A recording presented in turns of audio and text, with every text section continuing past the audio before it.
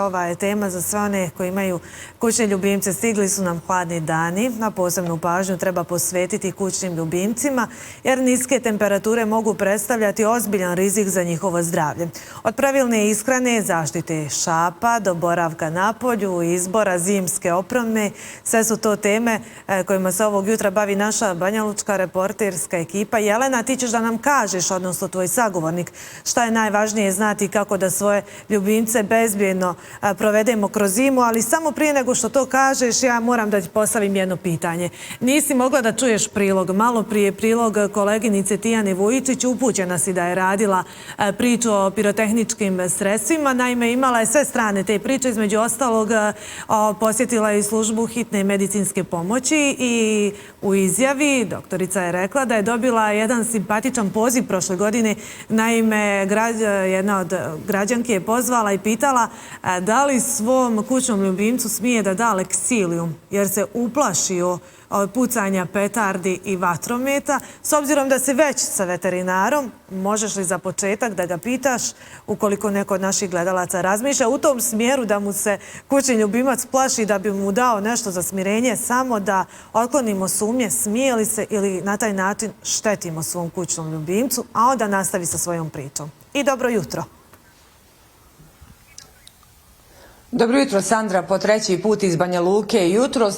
Hvala ti na tim informacijama, na prilogu koje je koleginica uradila. Ja ću svakako zamoliti svog sagovornika da nam odmah odgovori na to pitanje, pa ćemo mi nastaviti sa našom temom o zimi i kako se pobrinuti za svoje kućne ljubimce u zimskom periodu. Moj sagovornik jutros je Goran Paraš, veterinar, dobro poznato lice i za sve ljubitelje životinja, osoba na čije se savjete redovno oslanjamo. Evo, koleginica je upravo uradila prilog o vatrometima, onim momentima kada se prepodnu odrasli ljudi, a kamoli djeca i životinje, pa kaže kako su u hitnoj pomoći prošle godine imali poziv od žene koja je nazvala da pita može li svom kućnom ljubimcu da da leksilijum jer se toliko prepao vatrometa. Evo, kako odreagovati kada dođe do toga, kada se kućni ljubimac preplaši i šta zapravo dati, a šta ne smijemo nikako dati?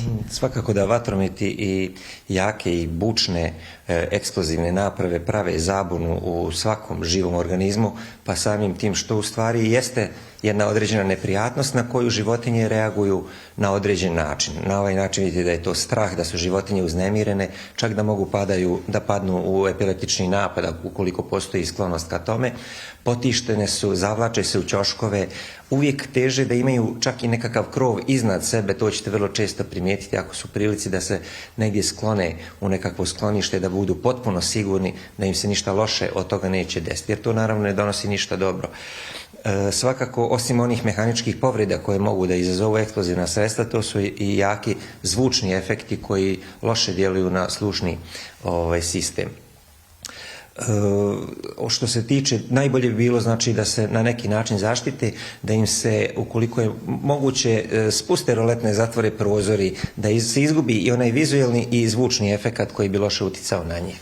Naravno, nije popularno davati humane preparate za smirenje životinjama, jer postoje već registrovani veterinarski preparati koji su na bazi blažih sedativa, da li je to valerijana, da li je to nekakav prirodni način koji im lakše podnose, ili su pak to nekakva sedativna sredstva ukoliko su psi još osjetljiviji, pa im ima više potrebe da se daje nešto od sedativa tipa acetilpromazina i naravno sve uz savjet veterinara. Jer postoje sedativi koji opet kod životinja koje, napominjem, imaju nekakve neurološke probleme, mogu naprotiv da ih uvedu u te neurološke probleme, pogotovo kod pitanja određene doze, kad dati, koliko dati.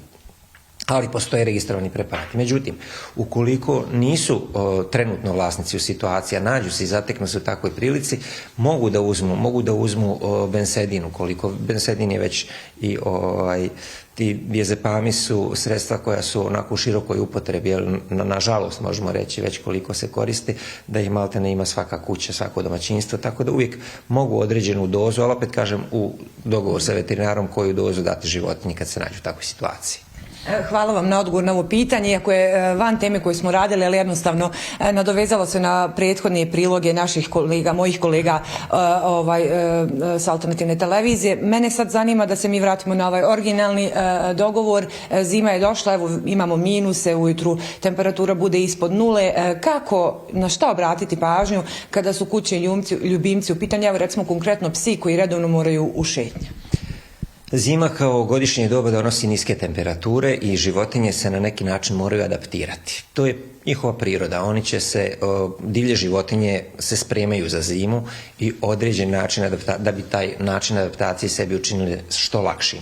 Kada je riječ o kućnim ljubimcima, mi smo ti koji njima pružamo zaštitu, oni su ušli u naše domove i mi njih pripremamo za zimu na neki način. Ako su u pitanju kratkodlaki psi, oni teže podnose zimske uslove, jednostavno ne vole da izlaze, čak i određene fiziološke potrebe da obave, uvijek teže da se vrate brzo nazad i tako dalje. Prilikom izlaska i izvođenja tih kratkodlakih ljubimaca, recimo sad jazavičari, mali terijeri, ovi kratke dlake i tako dalje, sve te rase koje su kratke dlake, oni se malo teže adaptiraju i korisno je da se oni polako naviknu na spoljašnju temperaturu. A to je povremeno zastajkivanje, prelazak iz jako toplog ambijenta, kućnog ambijenta u hladan kada su temperature u minusu, onda postepen taj prelazak treba da bude ili da imaju nekakvu zaštitnu.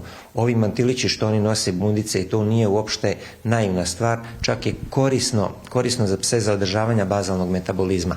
A kada je riječ o ishrani, oni osim održavanja osnovnih životnih potreba imaju veće potrebe za zagrijavanje tijela. Zbog toga hrana treba da bude kvalitetnija, nešto malo obimnija, naravno pazeći, vodeći računa o njihovom opštem zdravstvenom statusu, da se životinje ne pregoje, ne utove previše, pogotovo ako su to kastrirane životinje. Zatim, hrana mora da bude bogata vitaminima, mineralima, svim onim što će njima lakše učiniti taj period lakšim. Sada kada pričamo o kućnim ljubimcima koji uglavnom ostaju u kućama, mačke recimo, ili evo mi imamo jednu koleginicu, ona je zapravo upravo u studiju koja ima i papigu, na što se treba obratiti pažnja kada su te životinje u pitanju, da li zapravo i treba na nešto obratiti pažnju kada dođe zima? Životinje koje ne izlaze napolje nemaju veliku potrebu za tom adaptacijom, one su u nekom okruženju koje ima relativno stalnu temperaturu. To je temperatura kućnih uslova, to je uvijek između 25 i 28, 30 stepeni, kako ko više voli, da li je topliji ili nešto malo hladniji ambijent. Tako da oni nemaju taj period adaptacije, čak oni pošto su izvađeni iz prirodnih okruženja, oni tu imaju i nekakve poremećaje kada je pitanje odbacivanje dlake, recimo režim svjetlosti. U zimskim uslovima na polju već u 4 sata je noć, a u kućnim uslovima to bude do 10-11 uveče. Samim tim životinje preko hipofize, preko količine svjetlosti koje dobijaju u toku 24 sata, to utiče i na njihovo raspoloženje, utiče na odbacivanje dlake, na taj dlačni pokrivač koji treba u zimskim uslovima da bude malo jači, malo gušći sa onom podlakom kako bi mehanizmi termoregulacije bili efikasni. U kućnim uslovima to nemamo, pa imamo vrlo često pojavu i ljudi vrlo često pitaju zbog čega se njihovi psi stalno linjaju. Nema ono sezonsko linjanje u proljeće, u jesen, već se linjaju cijele godine. Upravo zbog toga, zbog povišene temperature i dužine svjetlosti koja utiče na organizam. Za ptice isto tako važi. Mada ako ne izlaze napolje, a ne izlaze, jer ove kućne ptičice su u kućnim uslovima, pa je taj period adaptacije nije toliko aktivan, ali naravno ne treba izuzeti vitamine i sve ovo kvalitetnu ishranu koja im svakako može pomoći prilikom boravka i u kućnim uslovima. I evo da napomenem životinje koje su na polju, da ih ne zaboravimo, to su naši šarplaninci, to su vučijaci, to su velike rase koje imaju dobro razvijen dlačni pokrivač, gust, oni su adaptirani na loše vremenske uslove, pogotovo sad imamo samo jedan husky, a to su životinje koje perfektno podnose hladnoću.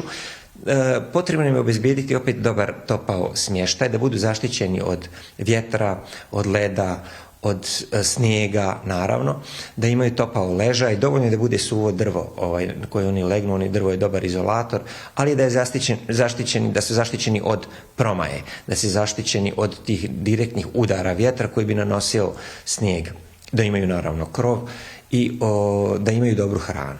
da imaju dobro hranu. Njima ne trebaju bundice, oni imaju svoje prirodne krznene bunde i jako dobro podnose te uslove, ali treba obratiti pažnju da imaju uvijek dovoljno vode koja nije zamrzla, pa je preporučljivo je češće mijenjati ili čak sipati toplu vodu, ona će onda ima duži period da se ne zaleti. Znači to malo češće provjeravati.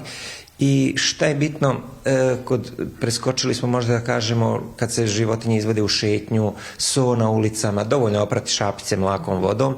Poželjno je čak ako ima leda, ako ima vlage i snijega, da se te šapice namažu sa nekim emolijentnim sredstvima, dakle masnim sredstvima koje bi pružile zaštitu šapama, da napravi se jedna hidrofobna sredina na šapama kako ne bi upijali višak vlage, da ne bi imali problema sa infekcijama kasnije i lakše bi, naravno to utiče na samu njegu šapa koje su onako histološki, da kažemo, vrlo, vrlo specifične građe. Izvinite, malo smo s vremenom već ograničeni. Ja vam se zahvaljujem stvarno na svim informacijama. Nadam se da smo pomogli vlasnicima kućnih ljubimaca ili oni koji su tek postali vlasnici pa da na pravi način dočekaju prvu zimu sa svojim kućnim ljubimcem. Ja bih samo još dodao na ovu priču da ne izostavimo trovanja ljubimaca po pitanju zimskih su uslovi. Vrlo često vlasnici sad koriste antifriz, permant, znači sve ova otrovna sredstva za ljubimce, samo da dobro paze gdje ih odlažu, kante, te kutije koje se bacaju, oni su veoma skloni lizanju permanta, on je veoma jak otrov za ljubimce. To je, evo, da kažemo nešto što je specifično za zimske uslove. Hvala. Hvala vam još jednom na svim savjetima. Hvala vama. Draga Sandra, poštovani gledalci, zaista jedna široka tema, zaista tema o kojoj možemo pričati, ako ne i satima, ali evo, ja i moji sagovornik smo pokušali u ovih nekoliko minuta razgovora da sažmemo i da podsjetimo na najbitnije stvari kada su u pitanju zima i kuće ljubimci, kako oni koji ostaju u kućnim uslovima, tako i oni koji zajedno sa nama izlaze vani, ali i oni koji zapravo žive vani.